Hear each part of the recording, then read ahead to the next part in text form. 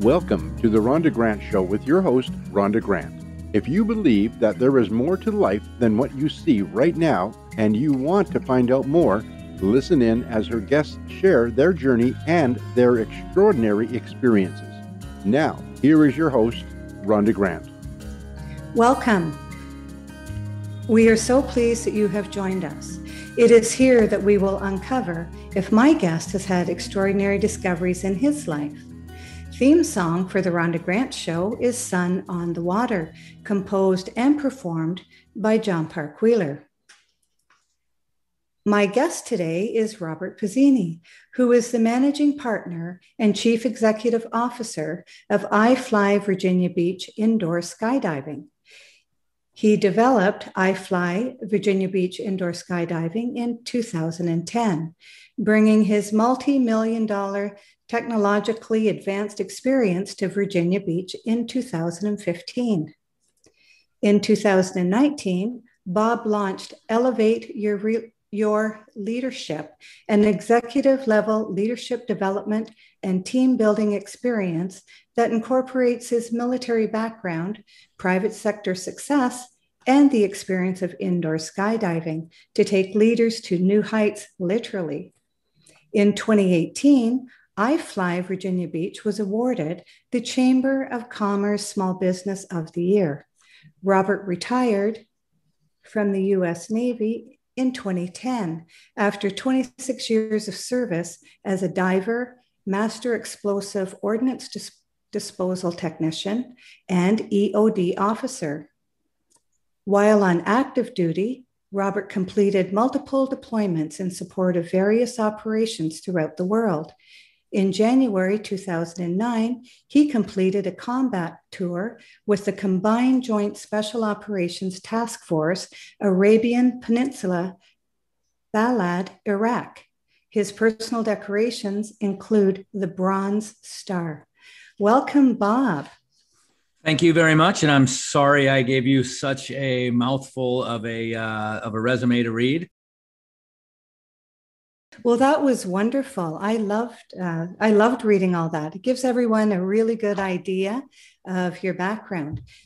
But with your vast experience, was there something that you were interested in at an early age that you feel helped set your life's course? Without a doubt. I think there were two things. One is the sport of ice hockey. And, you living in Canada can appreciate how great the sport is, generally speaking. And in my case, how great the sport is for youth development, to develop discipline, to develop teamwork. It was just an incredible experience for me, not only throughout my childhood, but certainly today as well. And then the other thing was my interest in the undersea world of Jacques Cousteau. So a lot of listeners might not remember, the black and white aquanauts, or the aquanauts in black and white, exploring the oceans of the world. And I was just fascinated with that at a very young age, 10 years old, 11 years old. Mm-hmm. And because of that, I became a certified scuba diver at the age of 12. And wow. That led to a very active, between hockey and scuba diving, it led to a very active childhood. And the scuba diving led to an interest in commercial diving, which led to Navy diving, which led to a 26-year military career overall. Wow. And so commercial diving, what did you do as a commercial diver? So commercial diving, now keep in mind, I was actually still in high school and starting to go to the Gulf of Mexico to look for opportunities. But commercial divers, they will typically work on underneath large vessels if propellers need to be changed, or some kind of work on the hull of a large vessel that would be very expensive to dry dock. So that's called ship's husbandry. So working underwater on the hulls of large and small vessels, and working on oil rigs in the Gulf of Mexico. That's probably one of the largest employers of commercial divers worldwide, is gas and oil production. And so those are a couple of examples. And again, I just was down there briefly, and I saw the former Navy divers being treated very well, being paid very well, and decided to enlist in the Navy and receive that training not knowing that I would stick around for 26 years in the U.S. military. Well, you must have loved it. So what types of missions or deployments did you have as a diver in the Navy? So again, the ship's husbandry that I just described, unfortunately, we would do aircraft recovery. If there was an incident with either civilian or military aircraft, I've recovered both, again, all over the world. But that interest in Navy diving ultimately led to an interest in what's called Explosive Ordnance Disposal. And EOD is kind of the shorthand. And EOD divers not only dive and conduct a variety of missions underwater, but our primary mission is to disarm explosives on land, underwater, at sea, anywhere there's a hazard to life or property.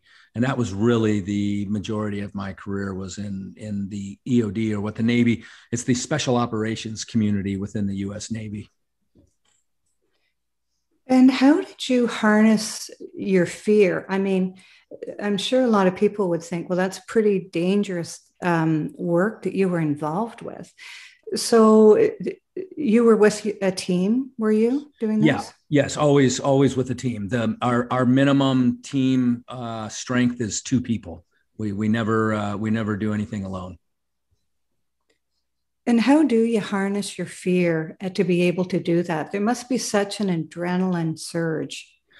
There's an adrenaline surge for sure. There is also a calm that you need to have. You need to have this calm resolve.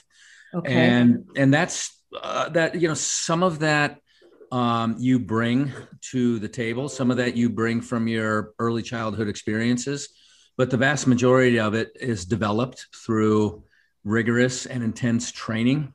And you have many opportunities during the training pipeline to test your mettle and to check yourself, if you will, to see if you're really cut out for this type of work. Right. But you check yourself as an individual, but then you're also looking to the person to the left of you and to the right of you, because ultimately those are your teammates who are going to carry you through the day, and you're going to carry them through the day. So the sooner I understood the team dynamic, the better I performed as an individual and the better my team performed. And it's the exact same realization for everybody else on the team. So you start out with smaller missions and then you graduate, I would expect, to the more difficult ones, dangerous. Yeah, not necessarily, lesser or more dangerous, but your assignment on that mission could vary depending on the complexity of the mission. Certainly, the more experienced people are going to be more forward, if you will, with the lesser experienced people providing more of a support role. And that's the same in any, a physician working on an internship. It's really the same in any profession. Mm-hmm. Do you have defining moments during the Navy?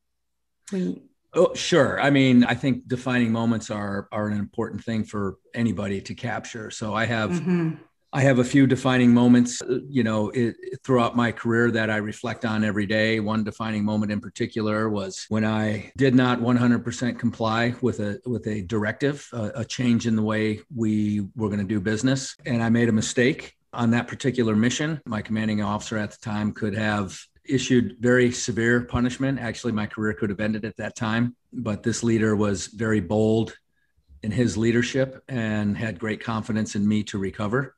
And he put me on a path for recovery. That is something that I think about every single day. So a defining moment for me is you owe your leader 100% every day, all the time. There's nothing short of that that is acceptable. And as a leader, you have to expect and require 100%. The third part of that is people will come up short. People will come up with less than 100%. Mm-hmm. But if they own it and if they're bought into it, put them on a path for recovery. When you came over to the private sector, did you have to sort of adjust how you worked with people, bring it down a notch or two when you began to work in the private sector? I definitely had to go through a learning curve. So my first few years in the private sector, I worked for a defense contracting firm. So many like-minded retired people who had the same skill set. So that was almost like transferring to another job in the military, really. But that's when I was developing iFLY Virginia Beach Indoor Skydiving. And after the business model was fully developed and we completed construction, I left the world of government contracting and I hired a 35-person team, some former military, most not former military. And without a doubt, I had to go through a learning curve, and I probably still am to some extent. And quite simply, when somebody's 24 or 25 years old in the military, assuming they've been in for 5 or 6 years, they're on their second or third leadership assignment. They've attended leadership academies at various levels. They've had failure in their leadership and they've had success in their leadership. And in the private sector, that's not the case with your typical 25-year-old. I think leadership is something that the private sector doesn't give attention to until it's almost too late. Now, large corporations that have internal programming, I think they're paying attention to the right things at the right time. But small to mid-sized businesses, they don't really pay attention to that. I'm obviously a small business, but in my case, my expectations were too high, and that's my fault. And so I had to kind of adjust my leadership style, and also the training that I had to bring to everybody on the team. Well, the military training is cut and dry. There's so many protocols and all of that, right? And you're conditioned for 26 years, so it's a retraining for sure. Yeah, well, it's what it is adapting to a different environment. And part of my offering with Elevate Your Leadership, one of my discussions is under critical traits of a leader is the ability to flex and adapt. Flexibility plus adaptability equals resiliency, and I have to remind myself of that often. And I think any good leader should remind themselves of that often. But in this case, there's something else in the military, a term we use called atmospherics, the ground truth, the situational awareness. And the ground truth is different in the private sector than it is in a military organization. And once again, it just took me a little while to see that and to realize that, and then ultimately to adapt to it.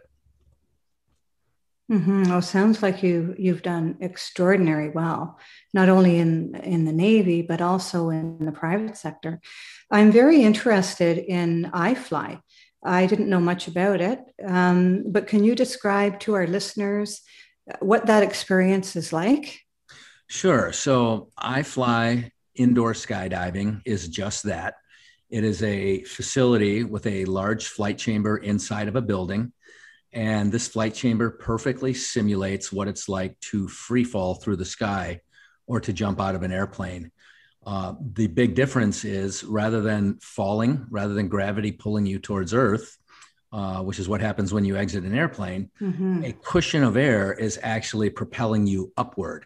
So the wind comes from beneath you and you are floating on a cushion of air.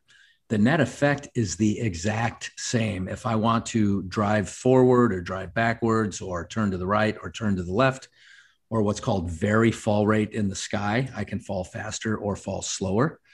In the flight chamber, I can make my body come down or make my body go up depending on the adjustments that I make.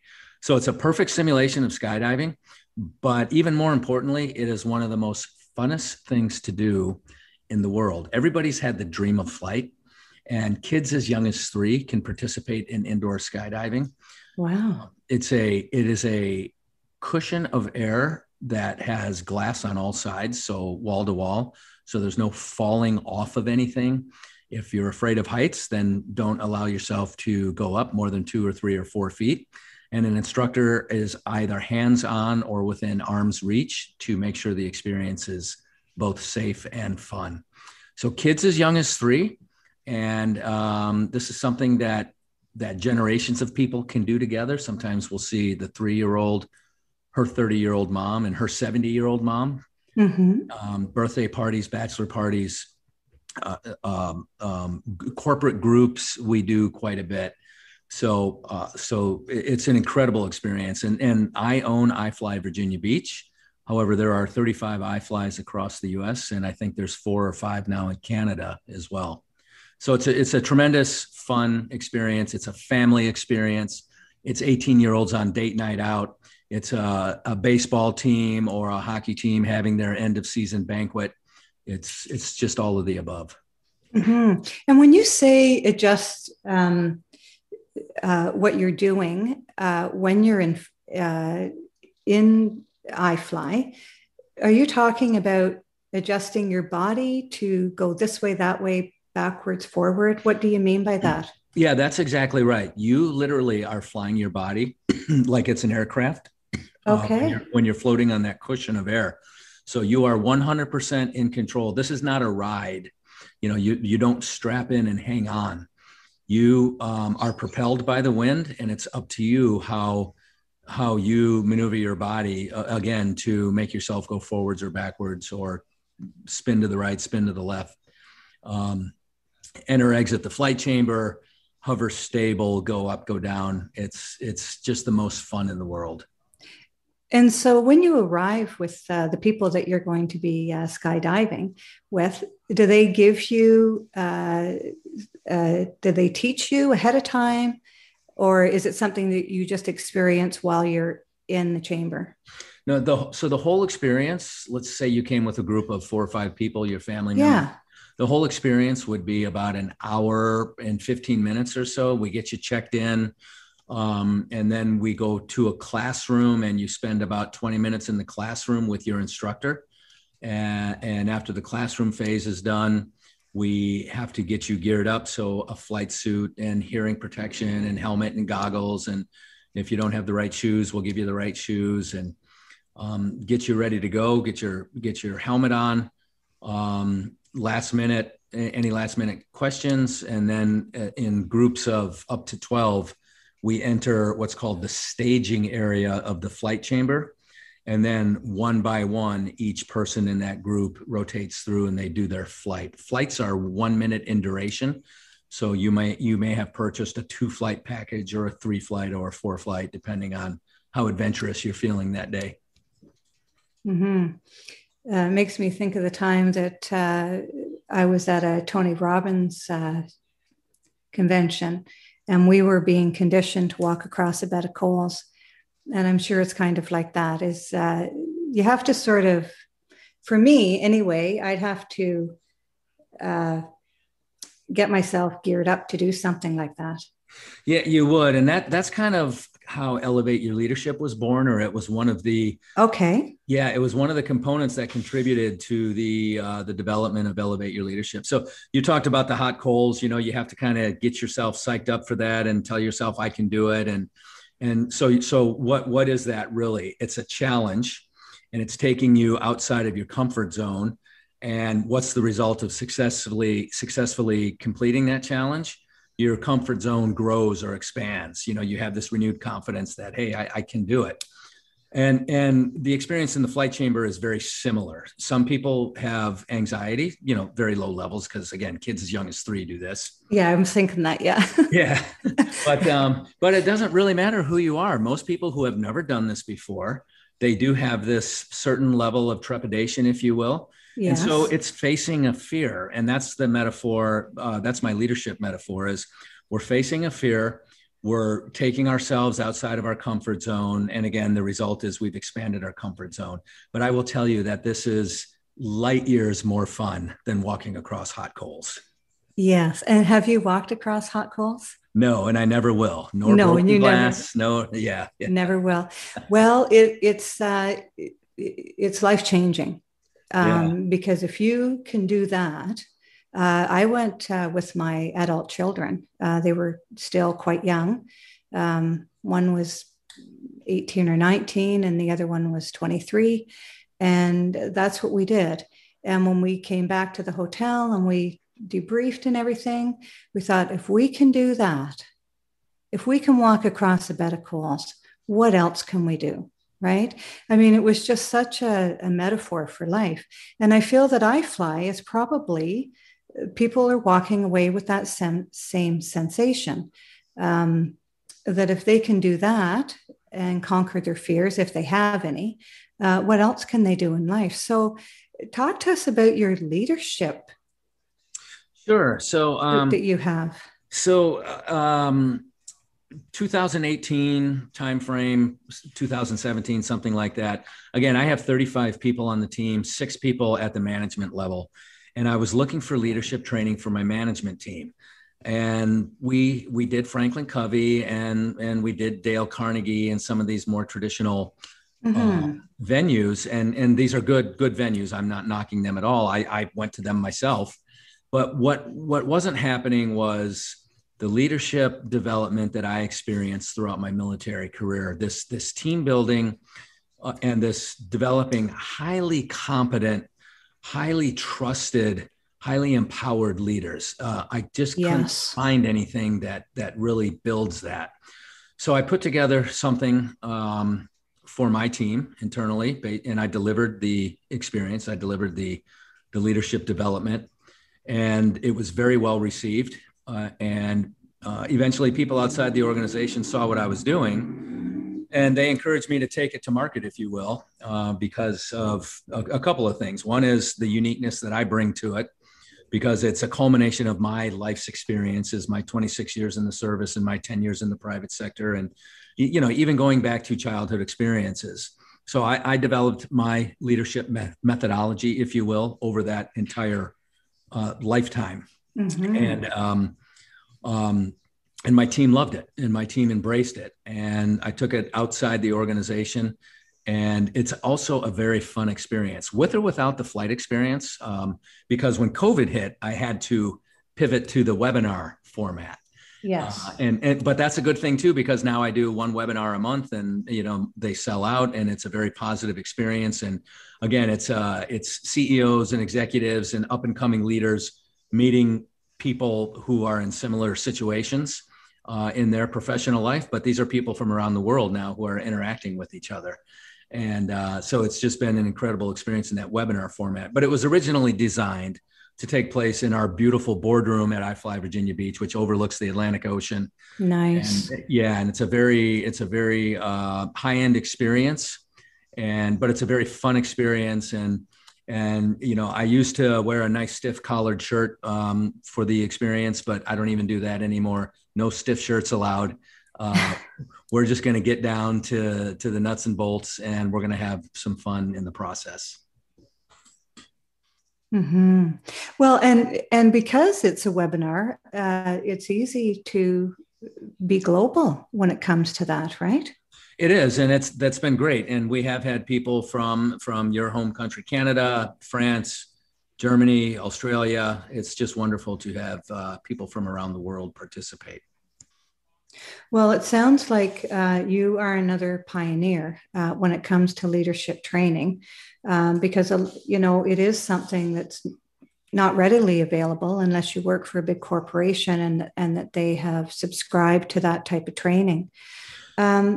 Oh, sorry, go ahead. Well, I was going to say the other thing I find with that, even in the big corporate, it's very linear. It's very XYZ, you know. Right. And I hate to use the term executive when I use the term executive, because it implies this process and leadership, I have found, is not as complex as a lot of these leadership institutions make it out to be. Now, I'm not saying leadership is easy, because oftentimes it's not, but it's not this complex monster that only the highest schooled people on the planet are qualified for. It's quite different than that. And that's what I flush out throughout my entire offering is, I do call it the art and science, but the way I define the art is my definition. It's different than anything you've been exposed to. The way I define the science, I promise, is 100% different than anybody's been exposed to. And the way I build a foundation through the art, the science, critical traits, you know, this gives people an operating system to be a leader under all conditions. Wow. That sounds amazing. Well, to put all of that together, you have to have such creativity and to also know that there's all those attributes that go into it. Yeah, no question about that. And that comes with experience. There's my definition of leadership is experience, is enabling others to accomplish their objectives. Or if you just want to make it a 2-word definition, it's enabling others. Mm-hmm. But the rest of that definition is to use my education, my training, and my experience to enable others. And those are 3 things that are key to solid leadership: education, training, and experience. You have to have all 3 of those. Education without experience is simply philosophy. Yes. And a highly influential leader.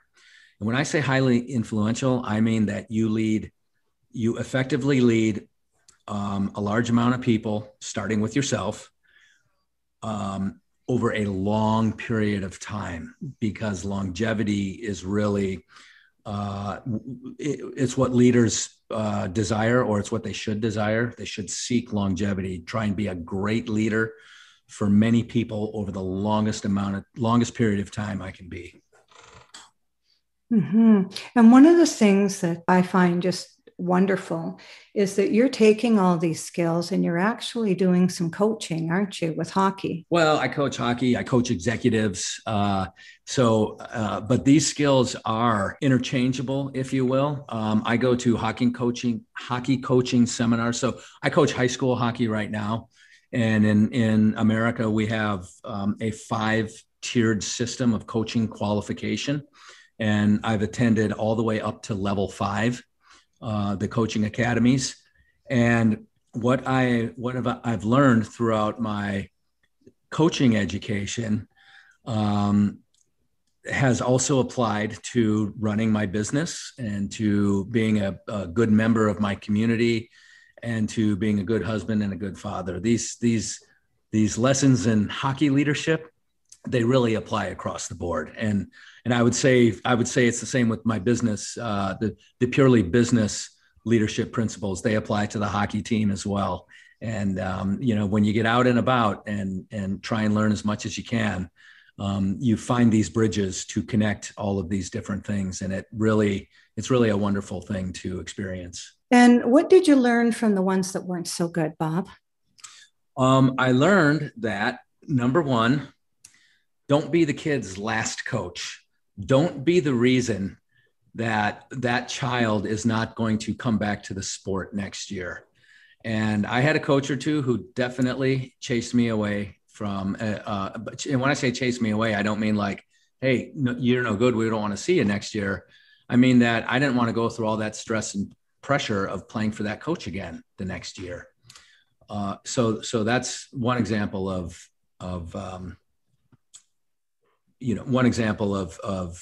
a negative memory that had a lasting impact. Mm-hmm. And some people some coaches don't know how to get out of their own way in order to do the job that they need to do, that they're being paid to do or showing up to do, right? Yes, and there's a difference between being paid and volunteering as well. So, oh yes, if you're being paid, one assumes there's some profession or some competitive edge to the sport. But all my coaching, including college hockey, it's all voluntary. And part of my responsibility as a coach is to develop these young men and women to be good human beings. And coach, when you read books by like John Wooten and some of the greatest coaches out there, they understand that that's part of their responsibility, and that's what they're doing. And in the process, they're winning championships. Yes. And the thing is that whether you're a good coach or mediocre or just not a good coach at all, you're instilling memories into people. And you know what I mean? So what legacy do you want to have? And I think that some people don't get that, and they don't realize that, maybe until they get older. It might be a maturity thing as well. But I'm just fascinated by everything that you've done. I mean, you're such a young man and you've experienced so much and can bring so much to so many people that you're involved with that I'm just blown away by it. I do a lot of things, but I really admire people that do a lot of different things. I mean, I say I'm getting up in the morning anyway. Why don't I do as much as I can? Yeah. I call it a sickness, actually. I think there's Is a it? disease. Okay. Yeah. Okay. Because, I say to myself, boy, I'm interested in that. I'm going to buy that book, or I'm going to go to that course, or I'm going to take that on. And it's like, okay, when are you going to do that? You already don't have enough time for all the things you're involved with. Why add more? And, I've got 3 books that I haven't finished reading, and I'll go buy another one. And so it's a bit of a sickness, and, business owner's disease, entrepreneur's disease. I'm not exactly sure what the DSM would call it, but I think it's all of that. Yeah. I think it's all of that. And I'm really glad that you said that, because some people, I don't like to tell people really what I do, because they wonder, why are you doing that? Where do you find the time to do that? Yeah. I'm an audiobook addict. And I used to buy an audiobook, listen to it, and buy another one. But now I have to play catch up. I've got about 5 that I have to listen to. Yeah, exactly. So what I found there, both in reading books in print and audio, is sometimes I'll get a second one started before the one I'm on is done. And every now and then, depending on the subject, they almost seem to complement each other. So when I'm starting to slow down on one, or lose interest, I'll get a different one going. And then for some reason, it makes me go back to the original one. So anyway, I don't know what that is, but it's cool when it happens. Yeah. Well, and I mean, sometimes the promise at the beginning that you're waiting to find out exactly what they want to tell you, you have to read like 4, 5, 6, 7 chapters before they, give you the goods. And sometimes I lose momentum too, if it takes too long for me to find out what I actually bought it for. Yeah. Right? Yeah, exactly. I'm actually writing a book right now.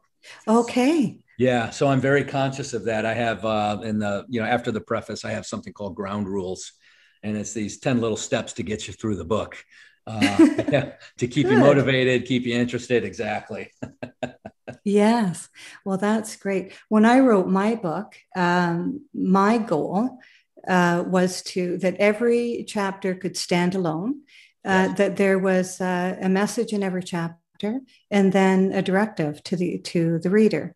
And I think that once you read a lot of books, you realize what you want, how you want to build your book, right? Because that's what you're doing. 100%. Could not agree more. Every book I read now, I go, oh, they said that earlier, and then they just said it again.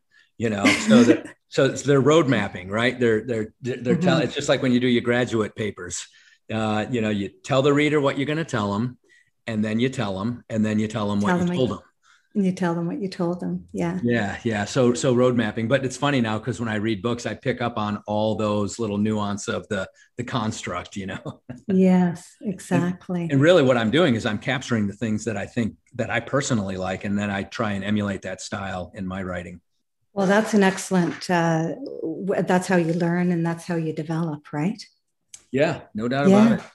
So as we begin to wrap up, how may people contact you if they want to reach out? Yeah, the best way is visit robertpizzini.com. That's Robert, Pizzini.com. And everything you ever wanted to know, as a matter of fact, way more than you probably would ever want to know about me.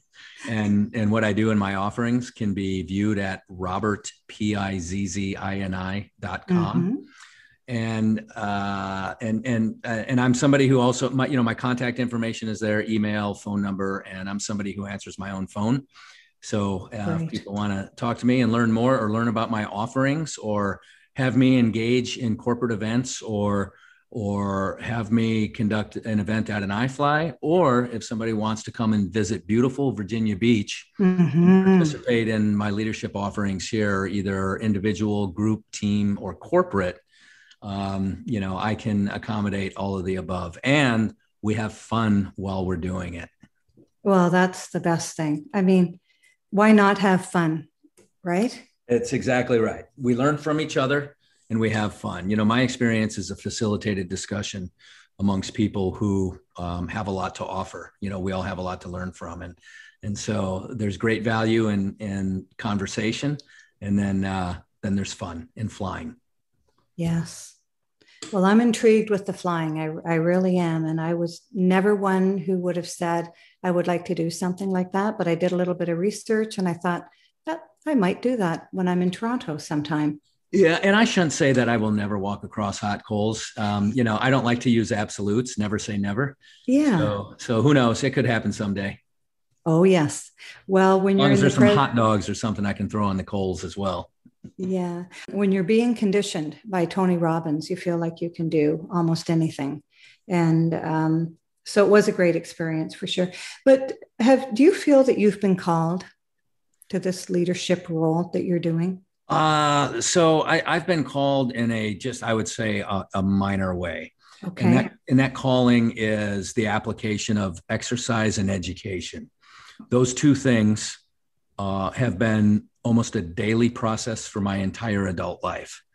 And if it hadn't been for my focus on exercise and education, I wouldn't own a multi-million-dollar business. I wouldn't be writing a book. I wouldn't lead. And when I say lead, I mean, hopefully have a long-term positive influence on the lives of those that I lead. I want to positively impact them. I wouldn't be conscious of all that if I didn't focus on exercise and education throughout my entire adult life. What extraordinary discoveries have you found in your life? So refer back to my last answer.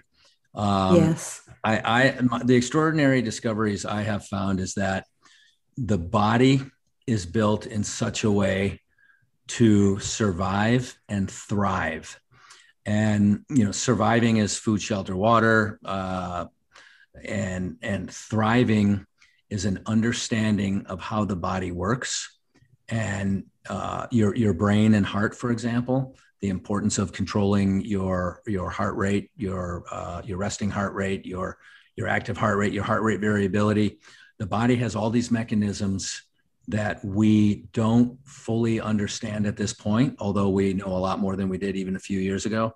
And the more each individual understands how your body works and how you can control it, the better outcomes you're going to have in all aspects of life. Boy, that's wonderful. Thank you very much.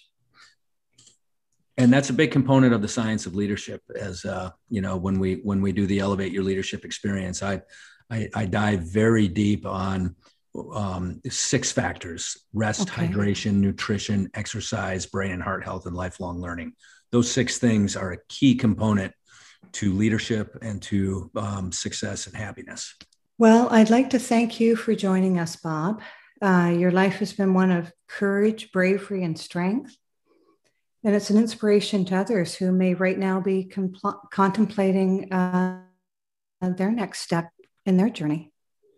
Well, thank you so much, Rhonda. I appreciate the opportunity to be here. I enjoyed our discussion, and maybe we'll have another one day.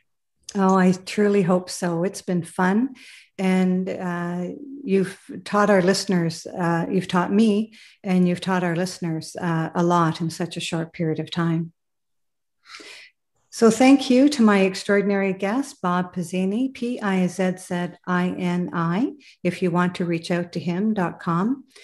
This is Rhonda Grant with The Rhonda Grant Show, author of Magical Forces Within, Extraordinary Discoveries in an Ordinary Life, inviting you to look for the magical forces within yourself today and every day. Thank you for joining us. Thanks for tuning in to The Rhonda Grant Show with your host, Rhonda Grant. If you would like to find out more information about Rhonda and her upcoming guests and the work that she does, go to her website, rhondagrantauthor.com. That's rhondagrantauthor.com.